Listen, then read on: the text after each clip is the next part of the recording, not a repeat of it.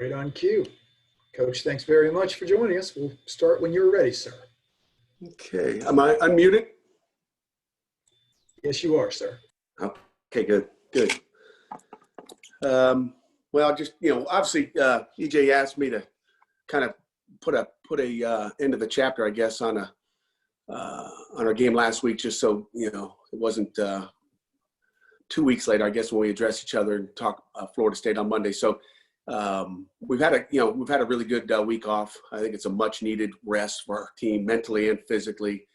I think, our kids probably weren't physically prepared like I'd like them to be. I talked to our kids the other day, just a physical preparation.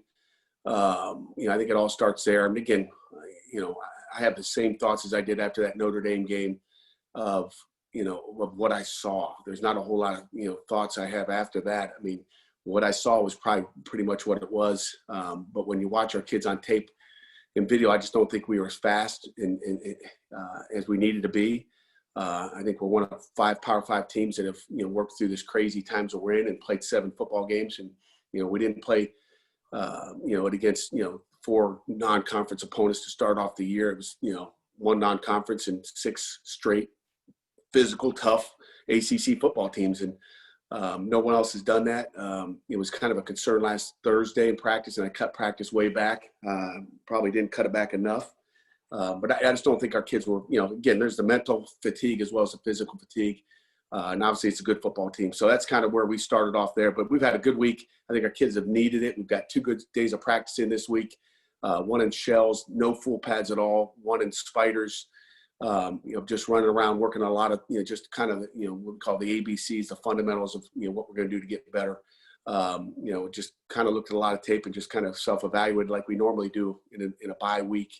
At the beginning of the year, I thought that, 7 games in a bye is okay. But when you get into the grind of it, it's not okay. It's kind of rough. And I didn't know other people wouldn't have, would have extra bye weeks with COVID. It's kind of the way, the whole thing worked. But, I thought our effort on Saturday was good. I think they were trying hard. I don't question, maybe 2 plays on special teams where you saw a couple guys not going like hard. And again, even guys that, probably don't play that many reps. But I thought that was good. And then, obviously execution's got to be better. Sometimes execution gets harder when it's against good folks. So with that, I'll just open it up with questions for you guys. Pat, any update on Kenny's status at the moment? We're kind of where we were a week ago, just kind of, it's kind of a day by day, I don't know. Obviously, Joey's taken up the most of the reps this week and just 2 practices we had. We'll see. You can sit here and hope and pray, and he's working his tail off. He's tough, as we know, and we'll see. Wish I could give you an answer, yes or no, but I don't know. You mentioned the 2 days of practice, but how with a bye week? I mean, how did things go about, like in the meeting room? I mean, did you stop and kind of look at your offense and see, kind of see where you guys are through 7 games? Yeah, and we looked at everything. We've had a few extra meetings, just looking at tendencies, looking at what we're doing, how we're doing it, and try to address. And again, we can look and we can point the finger everywhere we want to point it. I always say when you point a finger, there's 4 of them pointing right back at yourself, and that's kind of how I like to do business. But we've got to be better. There's no question. But we got to be better on both. Really all 3 phases. And we have a block punt right before the half. It's just like deflating things that happen to you. We have 12 penalties in a game, which I know after the game someone asked about the 12 penalties. 10 of the 12 are in the second half. And we got ACC protocols where I send the plays in, and put it this way, there's not 12 penalties in the game, but you feel like there was, and there is. But we send them in, and you get what you get. So in defense of our kids, it probably wasn't as many as you might appear. And then again, that's week in and week out. That's ACC protocol. So just to give that, but those are frustration penalties. Those are frustration ones that. I mean, how do you have 2 in the first half and 10 in the second half? That doesn't make any sense. So it's a little bit of frustration kicking in. But when you self-evaluate yourself, you also have to look, at the reality of where you are and what's going on. We've got a backup quarterback in the game for the last 2 weeks. You're playing two of the top defenses in the country, two of the top football teams in the country. You don't get there by mistake. And I think, I mentioned that after the game. I mean, so, you got to look at all, things. You can't just look at one thing and say, okay, there's no production. Who cares? This is what it is. But there's a lot of different reasons that, that play into it. Pat, Mark Whipple's now kind of been in charge of the offense here for 20 games. How would you assess the job he's done as OC, considering last season and this season up to this point? And how confident are you, I guess, that you guys can get this thing right in the final 4 games? Yeah, I mean, I'm not going to do any evaluating until after the season. That's, the first thing. It's hard to, you evaluate day by day. I mean, the last thing in everybody's mind, and I say this about offense or defense is, what you did last week. What have you done for me lately? Okay. And, I don't think that's fair to do. So I'm not going to evaluate, just like I tell you the defense, I'm not going to sit there and evaluate. I mean, we can evaluate it week by week. We can evaluate it play by play. Hey, good play, bad play. It ends up, what are we going to do at the end of the season? How are we recovering? What are we doing to try to get our playmakers the ball? And those are things we've addressed this week and what we're going to do. And, we'll evaluate at the end of the year. Right now, we just need to regroup and play together and try to, put a better brand out on the field. Any reason that Davis didn't get more than one series in the Notre Dame game? I don't know if I mentioned that afterwards, but the first under center snap that I think hit him in the chin was all part of that. And I'd say just what you did when you're out there, and maybe we should have given another series, but it's just coach's decision. So it's not easy.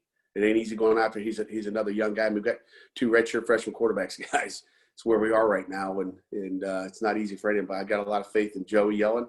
Got a lot of faith in Davis Bevel and Nick Patty for that matter.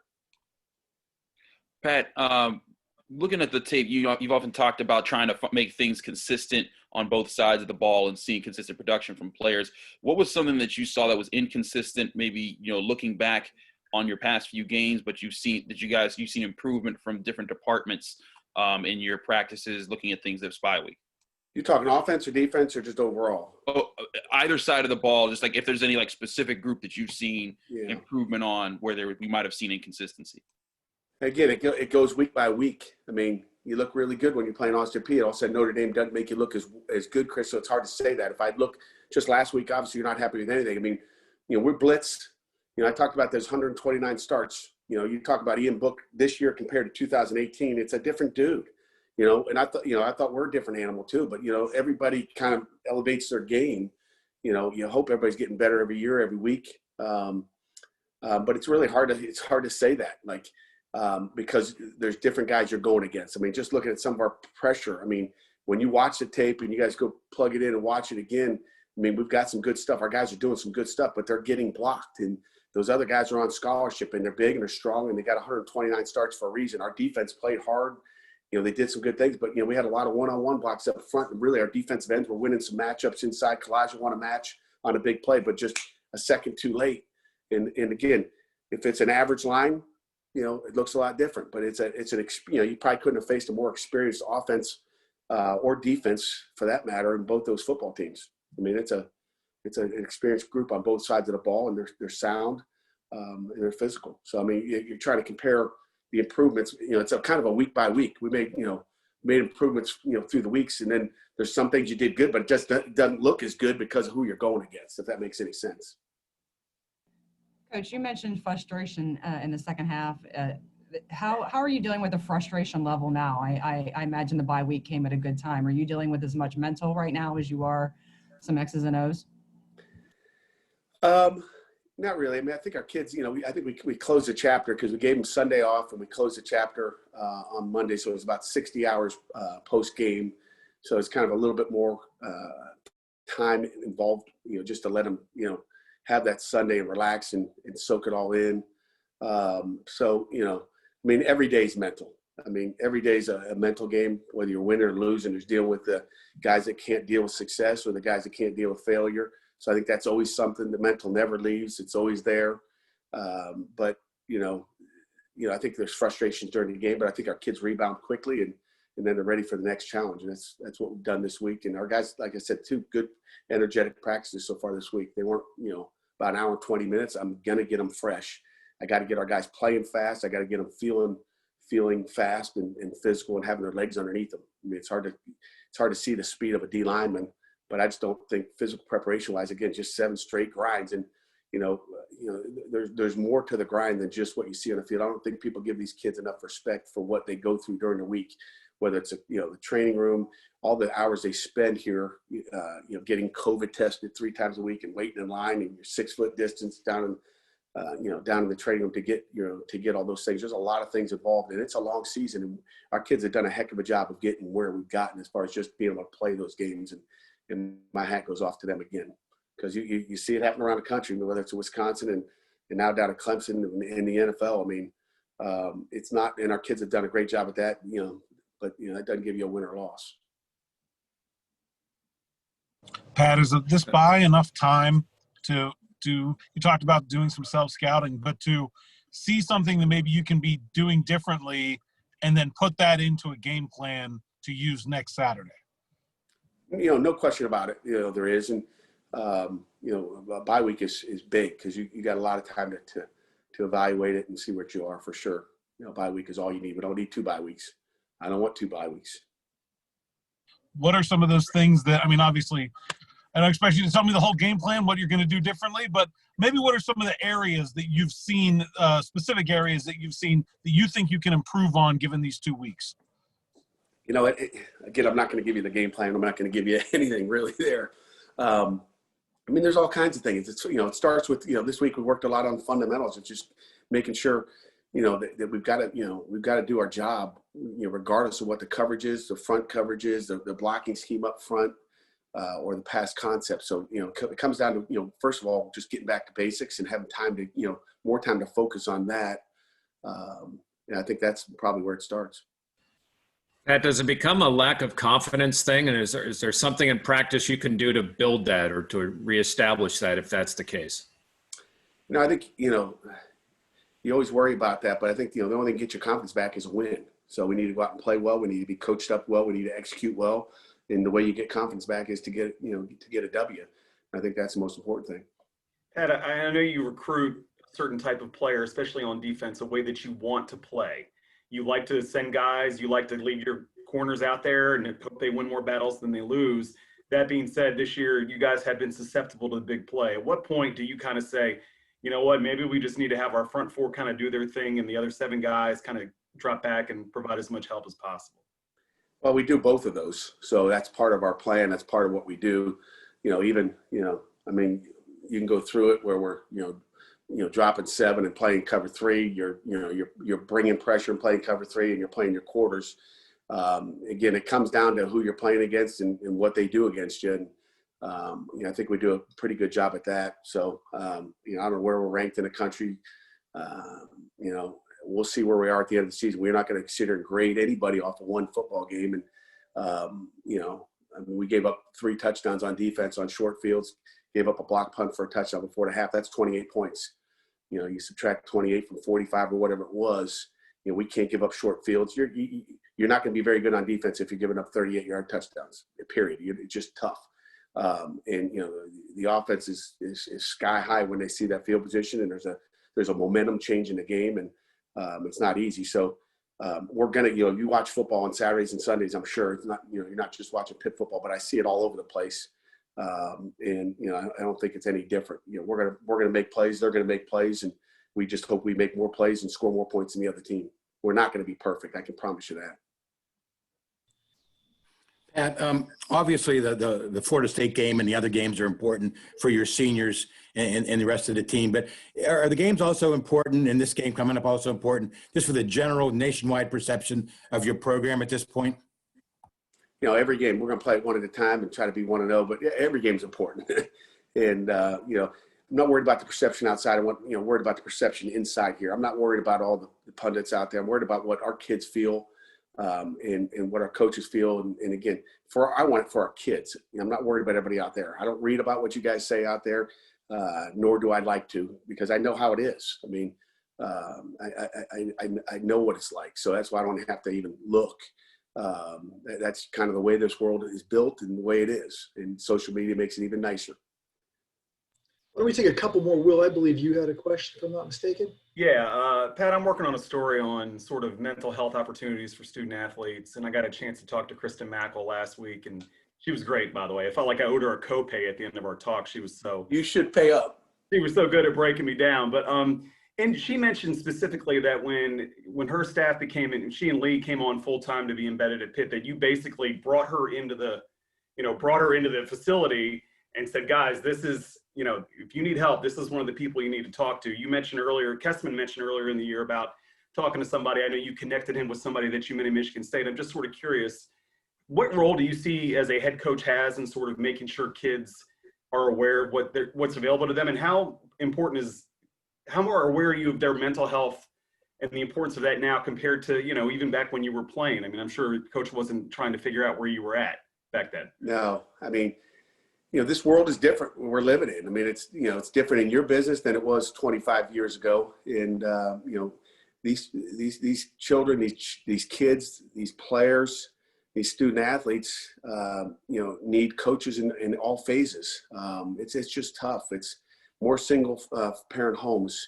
They got situation with friends at home that happen over the weekends that you just shake your head like, I never had to deal with like what happened to one of your friends. I mean, there's so much going on in these kids' lives that we have to give them more support in whatever it is. And I hope they come in my office, to talk about certain situations, and they do. And then we try to get them as much support as we can on the outside. That's, from professional, because I'm no pro. But Kristen Mackel has done an outstanding job in her time here. And we appreciate she's zoomed in with us during the COVID time. She's definitely a support. She's our mental coach. I'm the head coach. She's the mental coach. We got a training coach, physical and, therapy training, physical therapists. We have them all. We have position coaches. So, the more support we have in every phase is so important. And these kids is, the mental part of it is a big deal, because if they don't have the mental, it's hard to have the physical at the same time. Did you have, and when you were playing, did you have anything, was that even something that came up? I mean, hey. We didn't have academic advisors. We didn't have, we had trainers. We had an equipment guy, but we didn't have, you didn't have tutors. You didn't have, I never had an academic meeting with my advisor. You didn't have those things back then. And again, as the world evolves, so does the education and the mentorship by people in different phases. And it's an incredible thing that I think some people look at it and go, oh, it's nothing, but it's part of your scholarship. Is that we're going to be there for you whatever happens. Appreciate it. Time for one more question from anyone. Yeah, Pat. Jim, I don't think we've heard from you. We'll give you the honors. Pat, how does the bye week change with COVID? I know this week normally you guys would be out maybe watching some high school games, doing some more recruiting. I mean, how does that change? What does tonight look like with not being able to go to a Friday night game? It gets a little boring. It's like odd, but we knew that coming into this week, which, made it a little bit easier for us to be around our kids and meet with our kids, a little bit more. We practiced twice, but we met more than twice to watch videotape and get locked back in on what we need to. But obviously, there's no recruiting going on. So we were able to be around our kids. They've gotten 3 lifts in this week. I believe it's been 3. And, it's different. They didn't get tested today with COVID. You only test on Friday if you're playing a game. So they tested on Sunday, or actually they did not test on Sunday because we gave them the day off. So we tested on Monday and Wednesday. So they still have to deal with, those, and we're in a good place here right now. And, we give them a day off on Saturday, and you hope they all come back healthy. That's obviously my concern. That's my worry over the weekend is they don't play, and I'm going to give them time off. I want them to be mentally fresh as well as their physical freshness, which I think we've gotten to this week. Coach, thank Just you. for the record, Coach, Jerry got his lifts in. That's good to know. Lifting that fork and knife, maybe the spoon. All right, guys. Thanks. Thanks very much, everyone. Have a great weekend. Happy Halloween. Don't forget to turn your clocks back. Don't forget, I tell my guys, don't forget to turn your clocks back. All right. Thanks, Coach. Thank you.